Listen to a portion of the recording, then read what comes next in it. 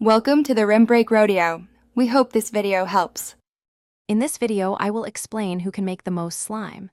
Let's dive into the challenge and set the stage for our epic slime-making showdown. To truly dominate, you'll need to master ingredient ratios and mixing techniques. Our focus today is purely on achieving the greatest volume, so get ready to learn the secrets to supersizing your slime creations. We're aiming for massive batches, not just small, fun experiments. To make the most slime, start with a large quantity of PVA glue, like a gallon jug. A common effective ratio is 1 part glue to about 1/2 part liquid starch or a carefully prepared borax solution. A clever trick is to incorporate up to 1/4 part water into your glue before adding the activator. This expands the volume without making it too runny.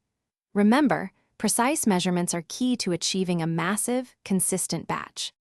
Achieving maximum slime volume isn't just about ingredients. Technique plays a huge role.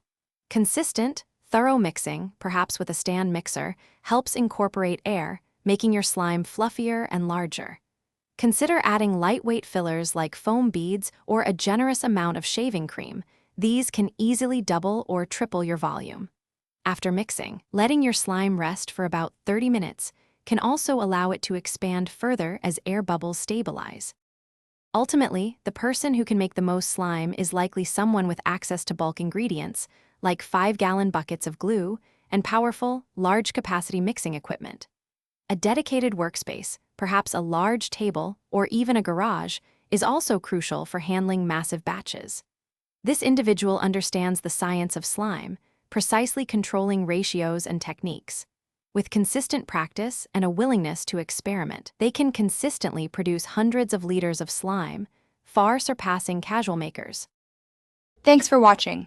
Consider subscribing if we helped you.